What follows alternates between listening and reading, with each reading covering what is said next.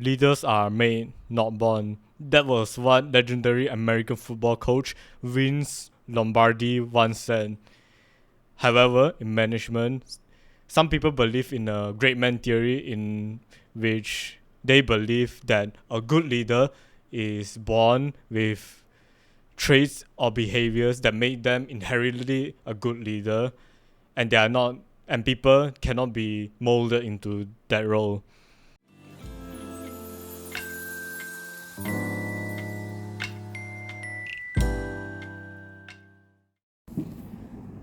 Good morning or good afternoon. Today I'm going to interview Mr. Dana.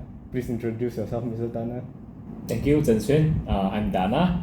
I'm the MD of the company of Migrant Sustainable Hearts. Our company is doing this digital health, bringing these digital operations for the healthcare provider like doctor, all kind of doctor in Malaysia. We have around 2,500 clinics that are using our system in the region, and we have more than 10,000 users. Okay.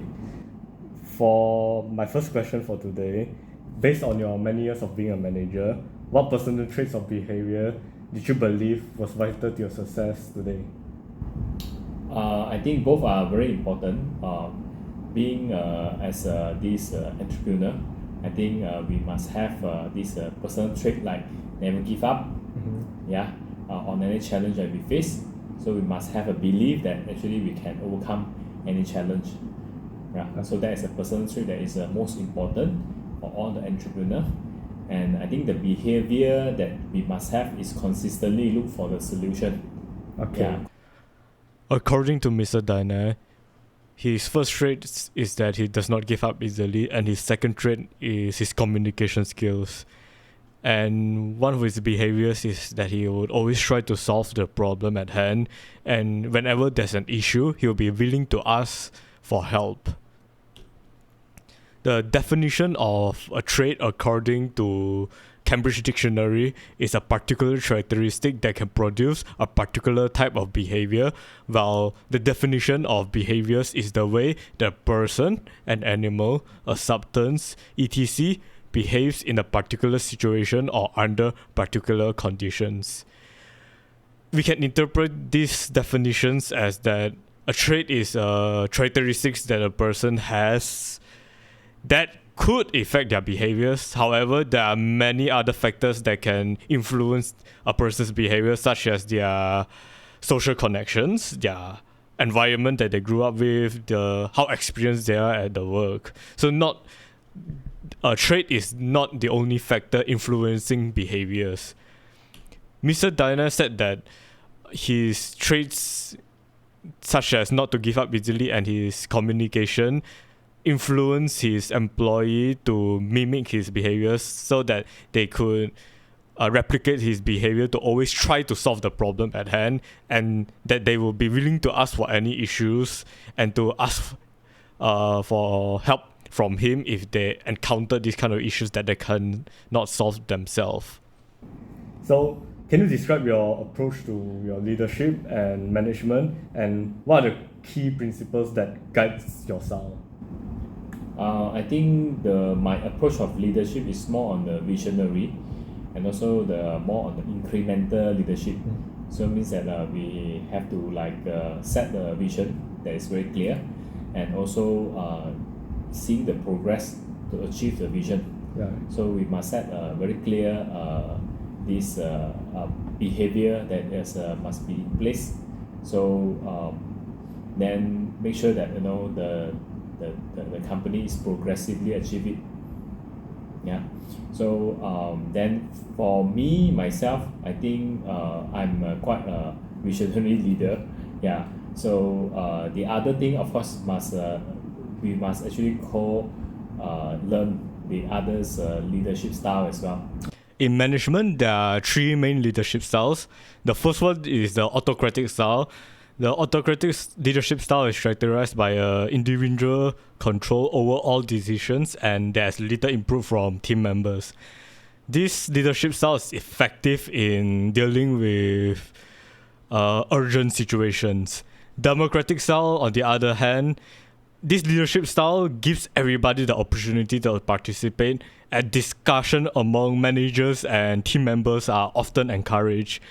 The managers will still have the final decision on how to achieve the targets. However, ideas from the employees are usually employed. The last one is the laissez-faire style. This is a hands-off approach from the manager, in which the manager would just give a target or a goal, and the employees themselves would decide how to achieve the target that the manager set. In the federal contingency approach, it states that there is not one best style of leadership. Rather, the most effective leadership style is the most effective at the given situation. There are two main leadership styles in this approach, which is the task-oriented and the relationship-oriented. The task-oriented is skilled at organizing projects, while the relationship-oriented is great at building relationships. In the scientific management theory, it is implemented to improve productivity using evidence-based method. The principles behind this theory is that methods are chosen based on science.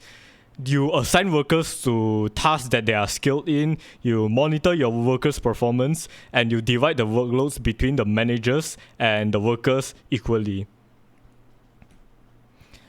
For Mr. Dina, he believes that his leadership style is more towards the democratic style, as he listens to the feedback from his employees and he will still have the final decision on how to achieve the goal he set. And that he falls more under the scientific management theories, as he usually choose the method based on science, and during urgent situations he would usually assign workers to tasks that they are naturally skilled in to be able to complete the task in a short amount of time. But he also believes that leadership is something that needs to have a contingency approach, as there's not one best leadership style for every situation.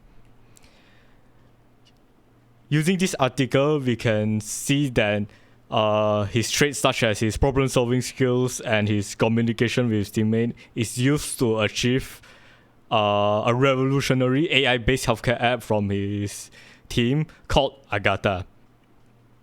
He foresaw the problems of doctors not having enough time to talk through to the patient, so that he used an AI app to create a more versatile app for the patients to use. Do you believe that a good leader is born or made? I think both. Yeah. So if let's say anyone can be a leader, I want to stress here, anyone can be a leader. Yeah. So it depends how long you want that person to be a leader. So if let's say that you want a person to be a leader for temporarily transitional period of time for leadership, yes, that person can be made to be a leader. I do agree with Mr. Dana's assessment that everybody could be a good leader, but not everybody could be a permanent leader.